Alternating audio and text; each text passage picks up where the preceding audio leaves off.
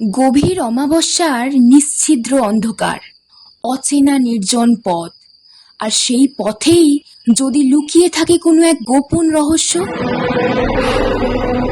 সাধারণ এক যাত্রা যখন বাঁক নেয় এক অলৌকিক আর শিহরণ জাগানো মোড়ে, তখন সত্য আর অশরীরের সীমানা মুছে যায়। নমস্কার, গল্পকথা চ্যানেলে আপনাদের সবাইকে স্বাগত। শুনছেন হরর অডিও স্টোরি।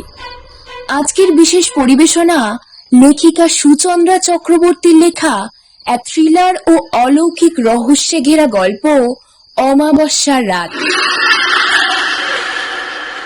ইয়ারফোনটি কানে গুঁজে নিন, আলোর সুইচটা বন্ধ করুন আর হারিয়ে যান অমাবস্যার সেই রহস্যময় অন্ধকারে। সুমি, তাড়াতাড়ি করো, লেট হচ্ছে কিন্তু এবার। এই তো অব্র, আর জাস্ট 5 মিনিট ওয়েট করো প্লিজ। আমার হয়ে গেছে। আসলে বুঝতেই তো পারছো, গ্রামের রাস্তা, তাই বেশি রাত করতে চাইছি না। এমনিতেই এখন 4টে বাজে, গ্রামে ঢুকতে ঢুকতে 9টা বাজবে। অভ্রদীপ আর সুমনার বিয়ে হয়েছে মাস 2 হলো। কর্মসূত্রে অভ্রদীপ কলকাতায় থাকে মা বাবাকে সাথে নিয়ে। ওদের দেশের বাড়ি বর্ধমানের এক অখ্যাত গ্রাম চন্দ্রপুরে। বিয়ের পর থেকেই অভ্রদীপের বাবা মা পলাশবাবু আর শিলাদেবী বারবার ছেলেকে বলেছেন সে যেন নতুন বউকে নিয়ে দেশের বাড়ি থেকে ঘুরে আসে, কিন্তু কাজের ব্যস্ততায় অভ্রের সময় হয়ে উঠছিল না। এতদিন পর অফিসে ছুটি পেয়েছে অভ্র, তাই রওনা দিচ্ছে চন্দ্রপুরের দিকে সুমনাকে সঙ্গে নিয়ে। এমনিতেই গ্রামের কাঁচা রাস্তা, সেখানে আলো নেই, তার উপর পৌঁছাতে পৌঁছাতে রাত হয়ে যাবে, তাই অভ্র তাড়া দিচ্ছে সুমনাকে। কিছুক্ষণের মধ্যেই রেডি হয়ে বেরোলো অভ্র সুমনা বাড়ির গাড়ি নিয়ে। ড্রাইভার যদিও আছে, তবু অভ্রের ইচ্ছা ও নিজেই ড্রাইভ করে নিয়ে যাবে সুমনাকে।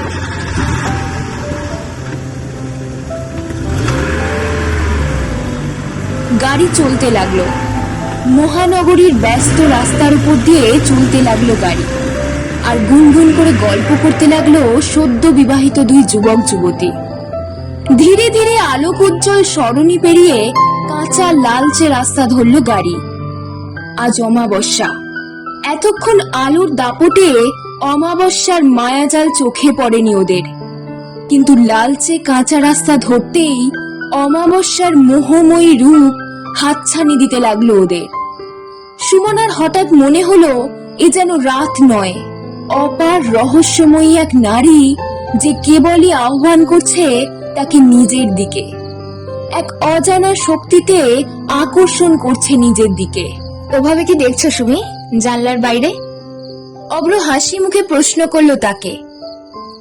জানো অভ্র, শহরে বড় হয়েছি তো ছোট থেকে, অমাবস্যার অন্ধকার কথাটা শুনেছি, কিন্তু নিজের চোখে দেখার সুযোগ হয়নি সেভাবে। কে বলে যে শুধু জ্যোৎস্নার রাতই সুন্দরী, অমাবস্যার অন্ধকারের সৌন্দর্য কি কম? বাহ, তুমি তো বেশ প্রকৃতি প্রেমী, বাঁকা হেসে বলল অভ্র। তা তুমি বলতেই পারো, একগাল হাসলো সুমনা। জনবসতিহীন নিস্তব্ধ রাস্তার উপর দিয়ে দ্রুত গতিতে ছুটে চলেছে অভ্রদের গাড়ি। রাস্তার দুপাশে ঘন জঙ্গল।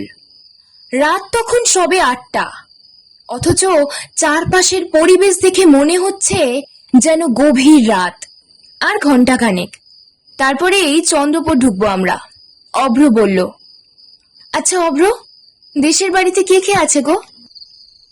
সে তো তুমি গেলেই দেখতে পাবে ডার্লিং, অভ্র মুচকি হেসে বলল। ওটা না হয় সিক্রেট থাক। দেখ, তোমার সবেতেই খালি আর কি। সুমনা অভ্রর বাঁ হাতটা ধরে বলল, বলোই না অভ্র। অভ্র হেসে কিছু একটা বলতে যাচ্ছিল, হঠাৎই সাদা শাড়ি পরিহিতা এক নারী চলে এলো ওদের গাড়ির সামনে। কোন রকমে ব্রেক কষলো অভ্র। তাড়াতাড়ি গাড়ি থেকে নামলো অভ্র আর সুমনা। সাদা শাড়ি পরিহিতা একটি যুবতী পড়ে গেছে গাড়ির ধাক্কায়। সেভাবে কিছু হয়নি তার, কেবল পড়ে গিয়ে হাত পা ছড়ে গিয়েছে। ওরা তাড়াতাড়ি তুললো তাকে। আপনার লাগেনি তো? উদ্বিগ্ন সুমনা প্রশ্ন করলো, এইভাবে কেউ রাস্তা দিয়ে হাঁটে? একটু দেখে চলাফেরা করবেন তো।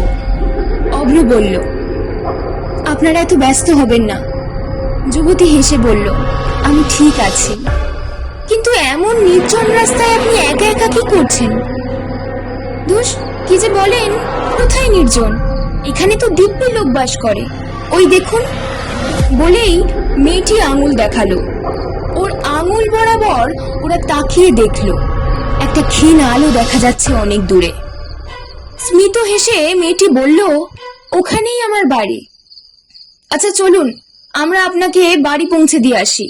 অভ্র বলল, আপনি ইনজিওর্ড হয়েছেন, একা একা এতটা যেতে পারবেন না। আচ্ছা বেশ, চলুন তবে। মেয়েটিকে অনুসরণ করতে করতে এগোতে লাগলো ওরা। প্রায় 10 মিনিট হাঁটার পর ওরা পৌঁছালো এক বিশাল রাজবাড়ি। চারিদিক আলোয় ঝলমল করছে। এই আমাদের বাড়ি, আসুন ভেতরে আসুন আপনারা। মেয়েটি বসার ঘরে নিয়ে এলো ওদের দুজনকে। সেখানে এক প্রৌঢ় বসেছিলেন। ইনি আমার বাবা সূর্যনারায়ণ চৌধুরী। আর বাবা, এনারা হলেন অভ্র আর সুমি। বলেই সবটা খুলে বলল মেয়েটি।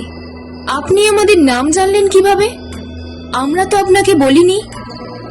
অবাক গলায় প্রশ্ন করলো অভ্র। আমি সরাসরি বলেননি, কিন্তু রাস্তায় আসার পথে আপনারা নিজেরা একে অপরের নাম ধরে ডাকছিলেন, তাই জানতে পারলাম। স্মিত হাসল মেয়েটি। আচ্ছা এই ব্যাপার, তবে আপনার একটু ভুল হয়েছে। কি রকম? আমার নাম অভ্রদীপ আর ওর নাম সুমনা। আমরা একে অপরকে সংক্ষিপ্ত নামে ডাকি, আপনি সেটাই শুনেছেন। আচ্ছা বাবা, বুঝলাম। সূর্যবাবু হেসে বললেন, তোমরা অনেক দূর থেকে জার্নি করে এসেছো, ক্লান্ত আছো, এখন বসো তো। আর অরুমা, তুই বা কেমন বল দেখি, ওদের জন্য কিছু খাবারের ব্যবস্থা কর। না না আঙ্কেল, আমাদের নিয়ে ভাববেন না, আমরা ঠিক আছি একদম। অভ্র বলল, আর বাই দ্য ওয়ে, আপনার নাম কি? আপনার নামটাই তো জানা হলো না। আমি অরুণিমা সেন, মা বাবা অরু বলে ডাকে। সেন? হ্যাঁ বাবা, আমার মেয়েটা আসলে বিবাহিত, কিন্তু আমি আমার কাছেই রেখেছি অন্য কারণে। সেসব অনেক গল্প, পরে বলা যাবে তোমাদের, কেমন? আচ্ছা আঙ্কেল, তাই হবে। হ্যাঁ গো বাবা, মা কই? এসে থেকে মাকে দেখছি না তো। গেস্ট রুমটা পরিষ্কার করছিলাম রে। অভ্রদীপ আর সুমনা তো আজ ওই ঘরেই থাকবে, সেই জন্য। এক প্রৌঢ়া এসে বললেন, তা বেশ করেছো মা। অরুণিমা সুমনাদের দিকে ফিরে বলল, এই হলো আমার মা শান্তনা চৌধুরী। আচ্ছা, কিন্তু একটা জিনিস বুঝলাম না আন্টি, আপনি তো একবারও বসার ঘরে আসেননি, তাহলে আপনি আমাদের কথা জানলেন কিভাবে? রান্নাঘর থেকে বাবা, রান্না করছিলাম আর তখনই তোমরা এলে। আসলে রান্নাঘর থেকে বসার ঘরটা পুরো দেখা যায়, সব কথাও শোনা যায়। বাহ, এ তো চমৎকার ব্যাপার, সুমনা বলল। কিন্তু আন্টি, আমরা রাতে এখানে থাকতে পারবো না, এখান থেকে এখনো 1 ঘন্টা যেতে হবে আমাদের। কোথায় যাবে? চন্দ্রপুর? আমরা চন্দ্রপুরে যাব, কিন্তু আপনি কিভাবে জানলেন বলুন তো? হতবাক হয়ে মুখ চাওয়াচাই করলো অভ্র সুমনা। অত অবাক হয়েও না তোমরা, সূর্যবাবু হেসে বললেন। এখান থেকে ঘন্টাখানেক দূরে মানুষের বাসযোগ্য জায়গা ওই চন্দ্রপুরই আছে। মানে? সুমনা অবাক হয়ে জিজ্ঞেস করলো। সুমি, তুমি জানো না, আসলে চন্দ্রপুরের আশেপাশে অনেক দূর পর্যন্ত কোথাও কোনো বসতি নেই। চন্দ্রপুর একটা বিচ্ছিন্ন গ্রাম বলা যায়, সেটাই বলতে চেয়েছেন ওনারা। ও আচ্ছা, কিন্তু আঙ্কেল, আমাদের প্লিজ এখানে রাতে থাকতে বলবেন না। আসলে দেশের বাড়ির সকলে বসে আছে নতুন বউকে দেখবে বলে। তা বেশ তো, কাল সকালটা হোক, তারপরেই না হয় যেও তোমার বউকে নিয়ে। শান্তনা দেবী বললেন। অভ্রদীপ কিছুতেই রাজি হচ্ছিল না, কিন্তু সুমনার সে রাতে আর রাস্তায় বের হতে ইচ্ছে করছিল না, তাই সুমনার কথায় শেষমেশ রাজি হলো অভ্র। সুমনা আর অভ্র রাতে ডিনার করার পর অরুণিমা আর শান্তনা দেবী বললেন, অভ্র, তুমি গেস্ট রুমে চলে যাও বাবা, সুমনা একটু পরে যাবে। কিন্তু কেন আন্টি? কেন আবার? তোমার বউ কি পরে আছে দেখেছো? একখানা ভারী বেনারসি। ওটা পরে ঘুমোতে পারবে ও? সেজন্যই একটা হালকা শাড়ি দিচ্ছি ওকে, যেটা পরে ও আরাম পাবে। সুমনাকে একরকম জোর করেই অন্দরমহলে নিয়ে গেলেন অরুণিমা আর সান্ত্বনা দেবী। এরপর অরুণিমার ঘরে ওকে এনেই ঘরের দরজার ছিটকিনি লাগিয়ে দিলেন মা মেয়ে। এ কি, আপনারা হঠাৎ দরজাটা? বলবো মা, সবটা বলবো, আগে তুমি বসো দেখি, বলেই সুমনাকে পালঙ্কে বসিয়ে দিলেন ওরা। এরপরেই হঠাৎ সুমনার হাত থেকে ফোনটা কেড়ে নিল অরুণিমা। তারপরেই ফোনটা ঘাঁটতে লাগলো। এ কি করছেনটা কি আপনি? আপনাদের উদ্দেশ্য মোটেও সুবিধা লাগছে না কিন্তু আমাদের উদ্দেশ্য ভালো না খারাপ সেটা তো একটু পরেই টের পাবে তুমি। মানে দেখুন, আমি কিন্তু এবার চিৎকার করব। কি চান কি আপনারা? বেশ, চিৎকার করবে, আগে এই ভিডিওটা দেখে নাও দেখি। মোবাইলে একটা ভিডিও চলছে। ভিডিওতে অভ্র আর অভ্রের মা বাবাকে দেখা যাচ্ছে। কিছু একটা কথোপকথন চলছে ওদের মধ্যে। সাউন্ডটা বাড়িয়ে নিল সুমনা। এরপর ভালোভাবেই স্বামী আর শ্বশুর শাশুড়ির কথোপকথন শুনতে পেল সুমনা। হতবাক হয়ে গেল ও। 30 মিনিটের ভিডিও ছিল সেটা। ভিডিওর কথোপকথনের সারমর্ম এটাই যে অভ্র আর তার মা বাবা সুমনাকে খুন করতে চায়। বিয়ের পর বারবার দাবি করা সত্ত্বেও সুমনা বাপের বাড়ি থেকে মোটা অঙ্কের পণ আনতে অস্বীকার করেছে। যে সুমনা এও জানতে পারলো ভিডিওটা থেকে যে আসলে আজ অভ্র সুমনাকে চন্দ্রপুরে নিয়ে যেত না। চন্দ্রপুর আসার ঠিক আগেই একটা নদী আছে। সে নদীর দিকে সচরাচর কেউ আসে না, কারণ সেদিকটা জনবসতিহীন। অভ্রদের প্ল্যান ছিল সুমনাকে খুন করে সেই নদীর জলে ভাসিয়ে দেবে। গোটা ভিডিওটা দেখে শিউরে উঠল সুমনা। হতাশ হয়ে মেঝেতে বসে পড়ল সে। বোন, এটা ভেঙে পড়ার সময় নয়।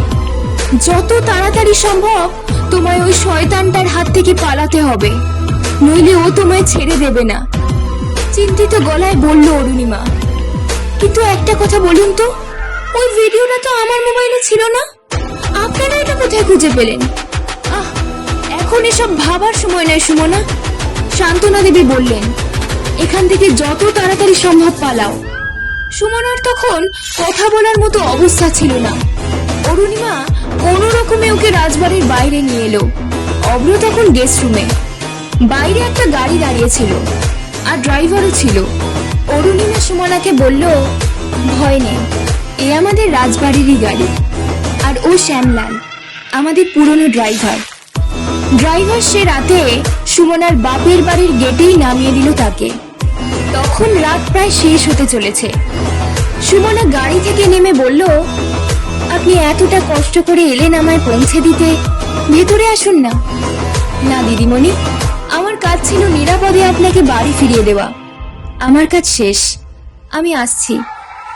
শ্যামলাল গাড়ি নিয়ে চলে গেল।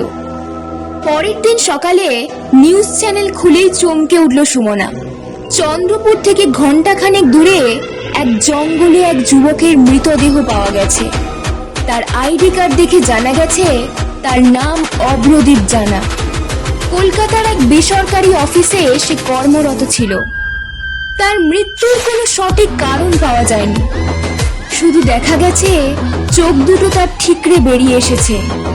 সম্ভবত ভয়েই তার মৃত্যু হয়েছে বলে অনুমান করছে পুলিশ। এই ঘটনার অনেক দিন পর একবার সেই রাজবাড়ির খোঁজে গিয়েছিল সুমনা, কিন্তু কোথায় রাজবাড়ি? সেখানে শুধুই ভগ্নাবশেষ ছাড়া আর কিছুই অবশিষ্ট নেই। চন্দ্রপুর গ্রামে সে গিয়েছিল ওই রাজবাড়ির ব্যাপারে জানার জন্য।